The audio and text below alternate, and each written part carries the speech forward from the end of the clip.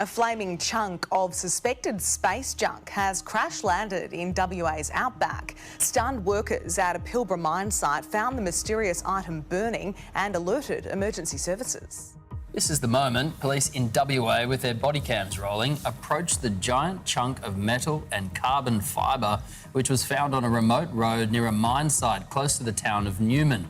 It was initially spotted still flaming hot by local miners. It's aliens, right? It is a super interesting object. So I think we should keep our eyes open and not assume anything, because it could be a black swan event where something that looks natural at first ends up being like a Trojan horse, you know, and because the implications are so huge for humanity, we must consider it seriously. The man responsible for what has been described as the biggest military hack of all time in the United States. In the heading of the column, it said non-terrestrial officers. That's like allegations of decades-old secrets kept deep inside our own government. something that definitely wasn't man-made. But the cigar-shaped, it had geodesic domes above, below, to the left. The infamous Tic Tac UAP seen by Navy pilots is actually a US-made craft. March 19th, 2002. It's the middle of the night and a blacked-out van is speeding through the streets of London. Inside are several British police officers and at least one Secret Service agent. Their target? A seemingly unimportant flat in the Wood Green district. Once they arrive, the officers jump out of the van and rush towards the apartment. They quickly break down the door and immobilize a young man and his girlfriend. However, these two aren't their main objective. Instead, it was their computers. The officers quickly confiscate both of their PCs and every data storage device in the apartment. The man, Gary McKinnon, is thrown into the back of the van, and he can only watch as the agents illegally take away his possessions. The same night, all the confiscated items are immediately taken onto a private plane and sent to the United States, specifically to the Department of Defense headquarters known as the Pentagon. A British hacker accused of breaking into Pentagon and NASA systems. What a U.S. prosecutor calls the biggest military computer hack in all time. I was in search of suppressed technology, referred to as UFO technology. I think it's the biggest kept secret in the world. Did you find what you were looking for? Yes, there's UFO technology. The Americans say McKinnon is a cyber terrorist who caused almost £500,000 worth of damage to military computers. A strange message appeared on a US Army computer. Your security system is crap. I left messages on almost every system administrator's desktop, which in a perverse way I hope was helpful, because at least it was me there, it wasn't Al-Qaeda or China or Iran or Korea. Between February 2001 to March 2002, Gary McKinnon was accused of breaking into 97 US government computers within the Army, Navy, Air Force, NASA, and the Department of Defense. From his bedroom in London, he surfed around looking for evidence that the US government was covering up the existence of UFOs. And he couldn't help but leave behind some silly cyber notes. US foreign policy is akin to government-sponsored terrorism these days. I am solo. I will continue to disrupt at the highest levels. It was incredibly cheeky and incredibly stupid. Gary didn't bother covering his tracks. He was soon traced to his apartment in North London, where cybercrime specialists from British law enforcement arrested him on March 19, 2002. So just tell us when you got your first hit, if you like, as regards actually seeing something interesting. I found an Excel spreadsheet that was actually called, or at least in the heading of the column, it said non-terrestrial officers. That's like, my bloody God, that's just non-terrestrial officers with ranks and names, and then a separate sheet with tabs for material transfer between ships. But non-terrestrial officers thought, well, it must be, let's try and cut out all the possible conventional explanations first. I searched for that term, it was nowhere. It was nowhere at all. Now if you search for the term, you only find links to me, and right. It wasn't a standard thing in the military at all. So I took that to be, they must have a secret space-based. And how many officers' names would you estimate were listed, and how many ships were listed? I think there was probably one screen full of officers' names, 5 rows, right. An Excel spreadsheet. But the ships was probably, I don't know, a third. It was just French. So estimate how many different ship names you saw? Maybe 8, 10. And am I right in thinking that you then tried to search for those specific names? Right, and didn't find a thing. Do you think that they could be classified? Not the names of the people, the names of the ship. But they could be classified secret or top secret names of some sort of craft or ship. We were probably out here a couple of minutes. Brandy started saying, Daddy, there's something up in the sky. I didn't pay attention to her. Again, she said, Daddy, there's something up in the sky. And I still am paying attention to her. And finally, he says, Daddy, there's something in the sky. I looked up, and the sun was just on this side of the gutter here, August 27th, so we were protected from the sun here. This is what Tim saw. You're watching the actual videotape he recorded that day. Dad, can a spaceship grow bigger like that? Huh? Huh? Uh-huh. It could? Tim taped the object for more than an hour. His father also saw it. I says, my gosh, what is that thing?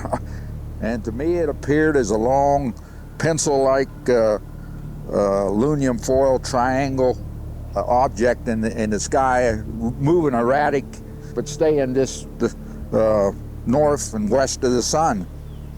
Salida means gateway. Indian legend has it that this area was a window to other worlds. In recent years, ufologists have echoed those sentiments, saying in essence that Salida is a stargate, a gateway for beings from other worlds. And after a historic week in Washington with bombshell testimony on UFOs and allegations of decades-old secrets kept deep inside our own government. All four of us, because we were in F-18Fs, so we had pilots and Wizzo in the back seat, looked down a saw a white tic-tac object with a longitudinal axis pointing north-south and moving very abruptly over the water like a ping-pong ball. There were no rotors, no rotor wash, or any sign of visible control surfaces like wings. As we started clockwise towards the object, my Wizzo and I decided to go down and take a closer look with the other aircraft staying in high cover to observe both us and the tic-tac. We proceeded around the circle about 90 degrees from the start of our descent, and the object suddenly shifted its longitudinal axis, aligned it with my aircraft, and began to climb.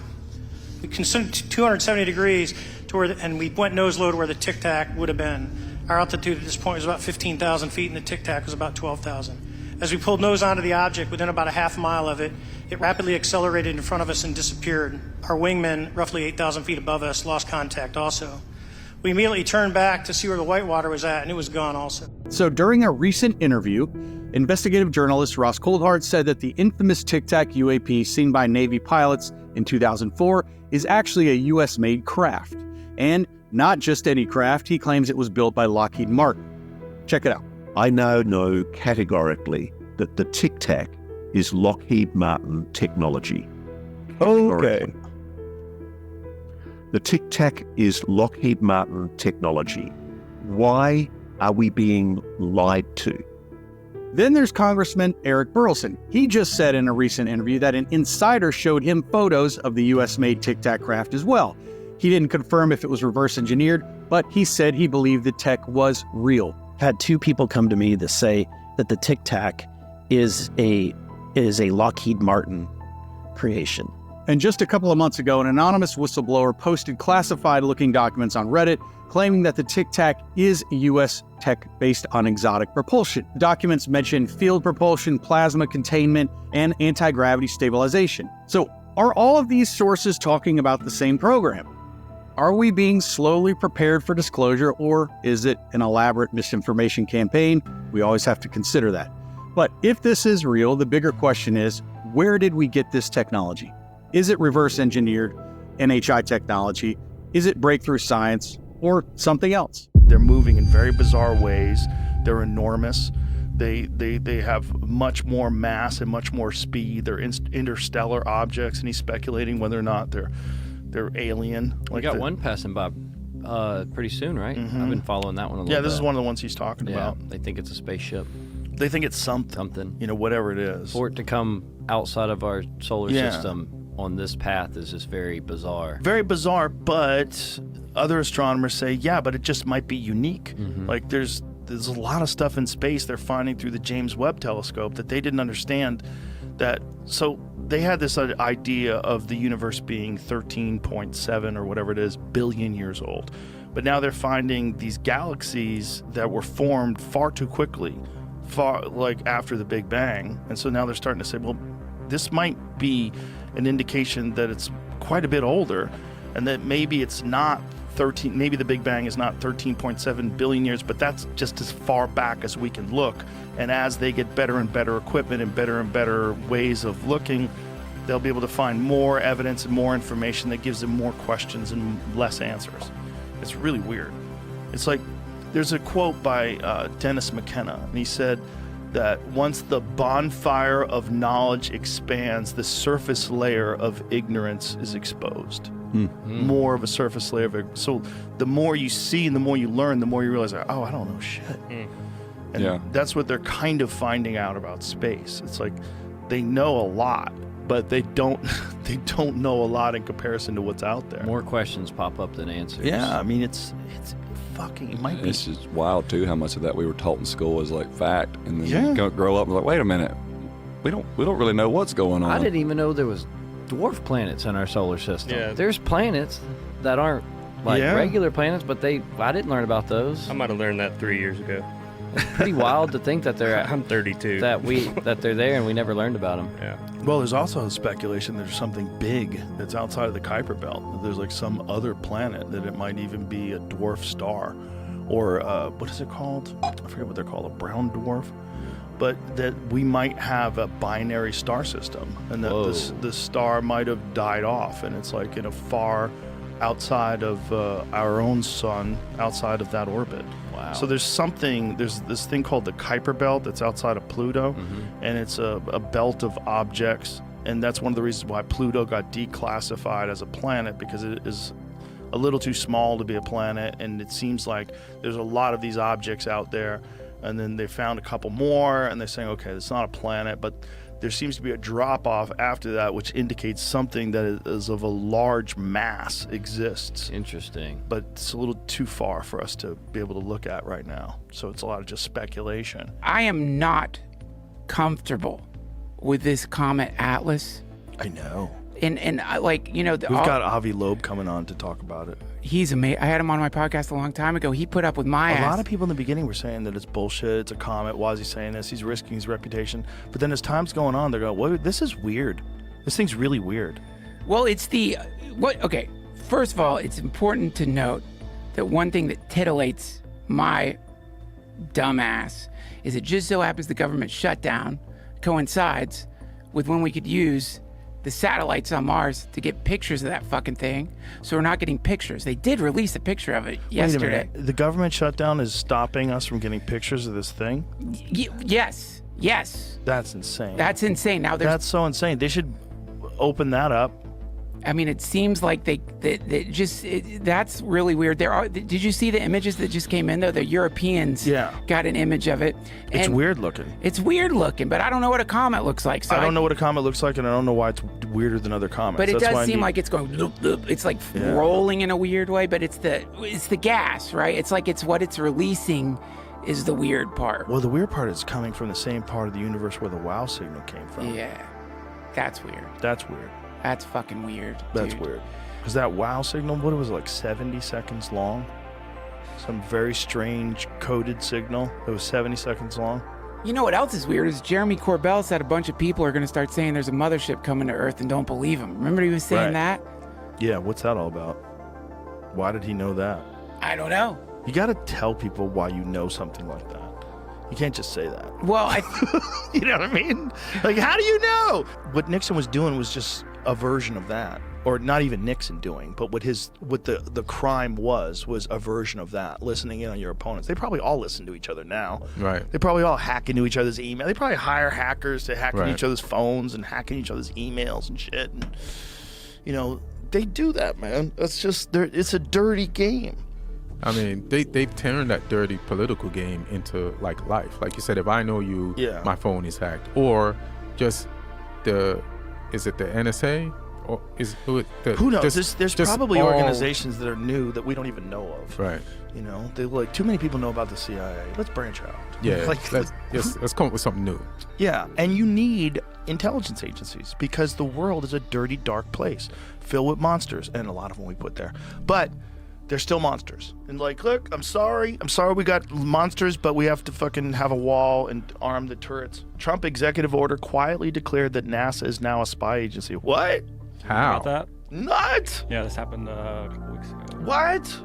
They spy from space? I don't know. What does it mean? The executive order came out, and there's just a redesignation, I think, of what NASA is officially. What does that mean? I don't know. That's what it could be nonsense, or it could mean something important. Is this a legit did they change the name of it? No, it's still called NASA, as far as I know. But yeah, here. The order stipulates the agency will now have as a primary function intelligence, counterintelligence, investigative, or national security work. What? Why would they do that?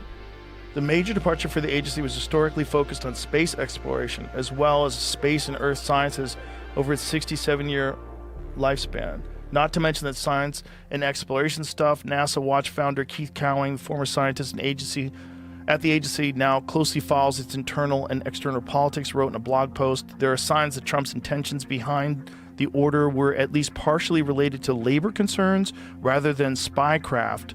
The order also added that NASA to the Federal Service Labor Management Relations Statute, excluding it from collective bargaining representation. Ooh. The news that NASA will now be a spy agency was seemingly overshadowed in the media by the president's elimination of union rights for thousands of federal employees mere days before Labor Day, despite multiple lawsuits challenging the change.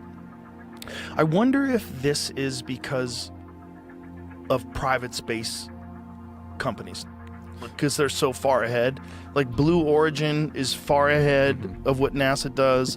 Tesla, SpaceX is very far ahead of anything that they do. It's almost like you leave it in the hands of private companies. They could do a better job of space anyway. And then turn NASA into this? No, I don't like. Why are you doing that? The last thing we need is more spies. But I feel like when you turn something into a spy agency, it already was. Right. And you're just like, let's just make it official. Right. They put satellites in overhead. Right. And when we watch movies and they're like looking at parts of other countries to try to track down the villain in the movie, like they're giving away kind of what's really happening. Oh, for sure. So it is basically a spy, organization. Well, if they're launching spy satellites, they're a spy organization. Right. Right? If NASA's launching satellites, that's mostly what they're launching. They're not putting anybody on other planets anymore, allegedly. And they're not doing anything with the space shuttle anymore. So what are they doing? Why not be a spy agency? You gotta stay open. Yeah, and they gotta move around, boys. Can't be Blockbuster forever. Yeah, exactly. I think they took them into a room and they said, listen, aliens are real. These spaceships we have are all bullshit. We have a couple years left. Well, so use it for something else. We're not going to travel to the moon anymore. Settle down. I mean, I'm just, even the alien shit, like, I believe in aliens. I don't really got a lot of proof, but the denial of it is my proof. Right. You know what I'm saying? Right. The harsh denial, just like how we were talking about back in the day. If you didn't like the guy that everybody liked, they ostracized you. If you believed in aliens, they ostracized you. Oh, yeah. And everything from it's like, remember when they used to teach us, you got to drink milk, it strengthens your bones. Then you realize milk past a certain amount of time, if you keep drinking it, is bad for you. Like, everything that was bad for you is good for you, and everything that was good for you, we find out is bad for you. You came on my radar when you were discussing Oumuamua, is that what I said? Yes, that's the right. Oumuamua, which is an object that we detected in space that you believe could possibly have been extraterrestrial in origin, meaning from some sort of a civilization. Right. Yeah. Please explain to people what Oumuamua is, why it's so extraordinary, and why you think it's possible that it came from some other intelligent civilization. Right. So I'm a scientist, and I basically follow the evidence, just like Sherlock Holmes, trying to find solutions. It's a detective story. You have some anomalies, some things that don't quite match what you expected, and you're trying to find an explanation. And the thing about Oumuamua is that it was discovered on October 19th, 2017, a little more than 3 years ago. And it was the very first object that visited our vicinity in the solar system from outside the solar system. It moved too fast to be bound to the sun, very first object that we have found coming to us from interstellar space, from other places. And at first, astronomers said, oh yeah, it's probably just like the objects we had in our solar system, all the rocks that we have seen before. We've seen comets and asteroids. So a comet is a rock that is covered with ice, water ice. So when it gets close to the sun, the surface gets warmed up and the ice turns into vapor, gas. And you see this beautiful cometary tail behind it. That's what a comet is. An asteroid is just rock without much ice on it. Actually, the first person to explain what comets are was at Harvard, the university that I am affiliated with. And the story goes that, I mean, it was Fred Whipple, that he went to Harvard Square and saw all the slush during a winter day, you know, and came up with the idea that it's just icy rock or icy rocks or, you know, rocky ice. And that's what a comet is. And the comets come to us from the periphery of the solar system. And, you know, astronomers said, okay, other stars may have them as well. And, you know, since they are loosely bound, if they are in the periphery, they can be easily ripped apart from their host star. And some of them will fly in our direction. We will see them. So they said, Oumuamua is probably a comet. The only problem is there wasn't any cometary tail. So you look for a duck, but it doesn't look like a duck, you know. So then the question is, what is it? And so people said, okay, it's just a rock without any ice on it. Then the problem was that it exhibited an extra push away from the sun. And usually you get it from the rocket effect. That when you make the cometary tail, it pushes the object in the opposite direction, just like a jet plane. A jet plane works by throwing gas out, and that's pushing you forward. So a comet has an extra push when it evaporates. But there was no cometary tail, so why did it show an extra push? That was the key question in my mind, at which point I started thinking, maybe it's not a comet and not an asteroid, something else, you know. And the other strange thing about it, it changes its brightness by a factor of 10 or more. And the brightness of the object, the light that we see, is simply reflected sunlight. So just think about it. Think about a piece of paper, razor-thin piece of paper, tumbling in the wind, and changing the area that we can see, the projected area of that piece of paper, by a factor of 10 as we look at it. That's exactly what we inferred from this object spinning around every 8 hours, but changing its brightness by a factor of 10, meaning that the area projected on the sky that we see, that reflects sunlight, changed by a factor of 10. So that means it has an extreme geometry. Do you hear about that fucking object that's hurtling towards Earth at like 130,000 miles an hour? No, that might solve all our problems. Some intergalactic object that's There's this guy, Avi Loeb, he's a professor at Harvard, that believes it might be an alien probe. Wow. And he was talking about the odds of this thing being in the trajectory that it is, entering into our solar system in a direct path with Earth. The odds are extremely low. And at the place where it's doing it, it's when the Earth is the opposite side of the sun, so it's coming from behind the sun. And it's so it makes it difficult to detect. And that this object is in a direct line to come to Earth in 2027. Do they have a trajectory of where it's going to land? I don't think they totally know that yet. I think they're trying to calculate whether or not it's actually going to hit Earth or come near Earth or pass by Earth or what it, what it is. Like why do they think it's an alien satellite or whatever? Well, there's this guy, Avi Loeb, this professor that I'm discussing. He also had an analysis of another object that passed by Earth a few years back that they named, and they said that this thing had a very bizarre metallic sort of a look to it that he did not think, based on the shape of it and the way it was traveling, that it was natural. So he thought that that could have been some sort of an alien craft as well. I don't know. It's too fun. It's too fun. But as it gets closer, we could probably decipher. Scientists give chilling update on mysterious interstellar object racing through our solar system as they warn it's even bigger than we thought. provide a chilling update on a mysterious interstellar object that's racing through our solar system. Using data from the Vera C. Rubin Observatory, experts have revealed just how big the object dubbed 31 Atlas really is. According to their analysis, the object measures roughly 7 miles in diameter. Holy fuck. How big is New York City? Bigger than Mount Everest, making it the largest interstellar object ever spotted. Professor Avi Loeb, theoretical physicist and cosmologist from Harvard University, suggested the object could be an alien spacecraft. However, not everyone is convinced. Chris Lintott, an astronomer at the University of Oxford, told Live Science any suggestion that it's artificial is nonsense on stilts. He added that these claims are an insult to the exciting work going on to understand this object.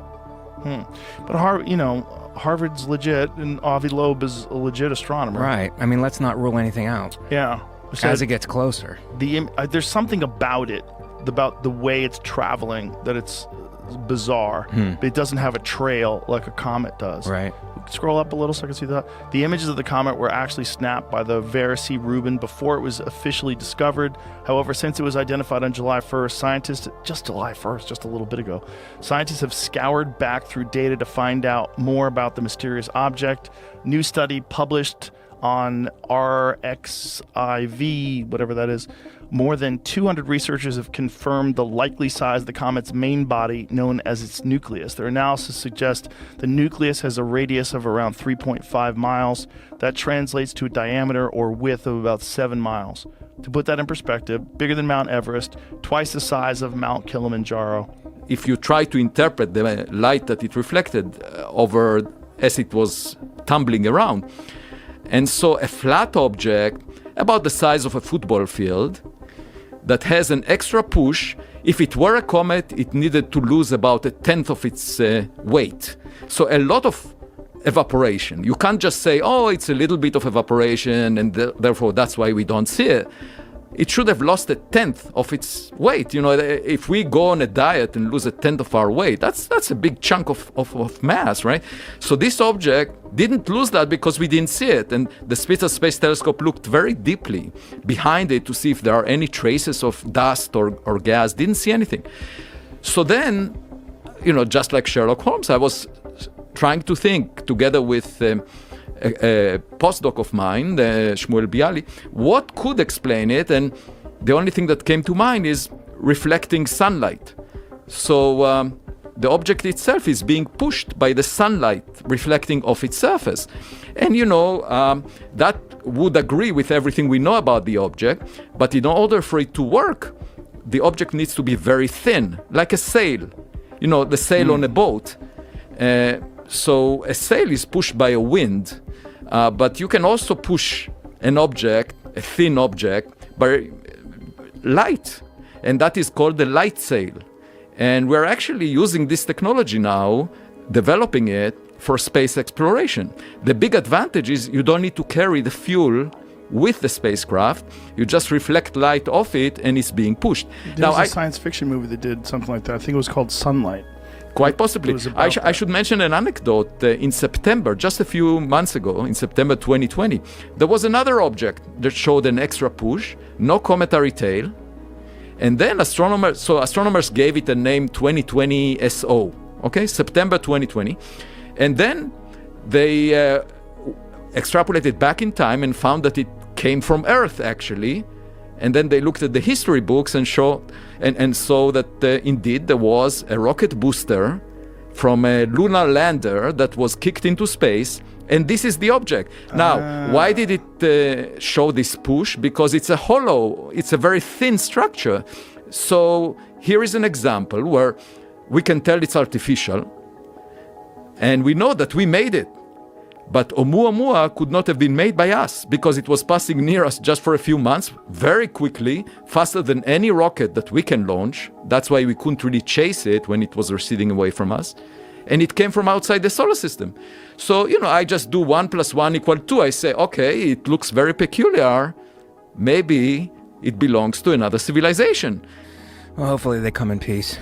Well, that might be the end of the Earth. Maybe that's they realize that's when AI starts to take over and they think it's chaos. So it's just That's when it's going to happen. So let's just like launch a 7-mile wide thing into the earth and just start all over again like the dinosaurs. If you enjoyed today's video on Anonymous Official, leave a like and subscribe if you haven't done so already. Thanks for watching and sticking with us.